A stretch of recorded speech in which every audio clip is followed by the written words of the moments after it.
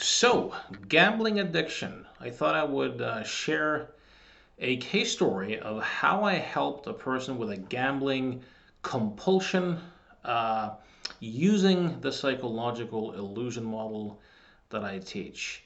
So, a few years ago, I worked with a man who had gone bankrupt, and in his desperation, he started to play on horses. And he lost and he continued to lose.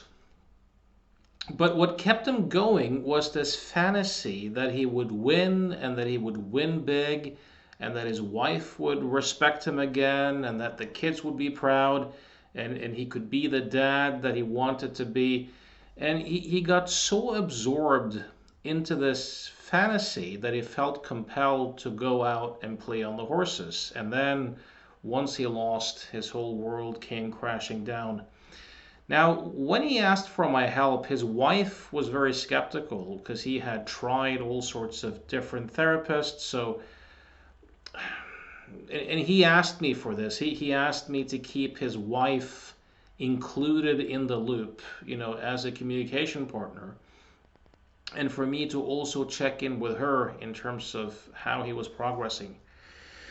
So what I did with him, this guy was very good at absorption, meaning very good at getting absorbed into ideas. So I kind of started out by eliciting his fantasy, you know, how his wife would perceive him and how his kids would perceive him and what getting that money would do for his family. And I had him imagine accomplishing all of that, and he just beamed, right? So I asked him on a scale from 0 to 10, how great did that feel? And he was like 11. Now then I had him do it again, but this time I had him know that he was thinking while doing it. And he did it again, and this time it dramatically went down. I can't quite remember if it went to a 5 or a 4, but just knowing that he was thinking as he was thinking took a lot of the juice out of it. And then I had him do it again, knowing that the fact that he thinks it means he's not experiencing it. And that took even more juice out of it. And then finally, I had him notice that no matter what happened, let's call him John, not his name, but let's call him John. I had him notice that no matter what happened to the character called John or I in the daydream, he didn't share his destiny. So even if the character called John in the daydream, which everything seemed to revolve around, got rich and got admiration and respect, he didn't share his destiny. And that just plummeted the whole thing. And he had this massive insights. And that was it. It was basically a one session thing. I saw him several times, but that one session essentially killed the whole thing. And follow-up from the wife over time has shown that he has stayed the proper course. Not all sessions are that easy. I don't want to make that impression. But sometimes people can have a radical embodied insight that just changes everything.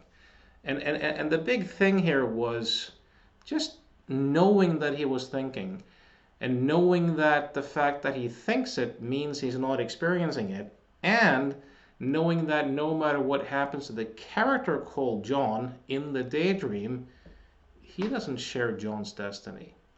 So those were the three levers or three insights that we kind of really compounded. Something else that I find kind of interesting too with this case is very often in change work, there's an emphasis on resolving, so-called negative emotions. But in this case, the whole thing was, of course, there was some fear in it as well that kind of motivated him to do this. But the compulsion was largely driven by an ecstatic, euphoric positive emotion that also resolved once he saw its illusory quality. So I hope this single case study was inspiring and useful and gave you some ideas. If you'd like to book sessions with me, you can reach me at provocativehypnosis.com. Know that I see virtually all my clients online. I also do mentoring, and I have a seminar coming up called When Clients Don't Change. It's about what to do with difficult or impossible clients, how to troubleshoot when your change work sessions don't go according to plan. So if this interests you, go to provocativehypnosis.com, hit the seminar page, and you will see the link there. As always, thanks for listening.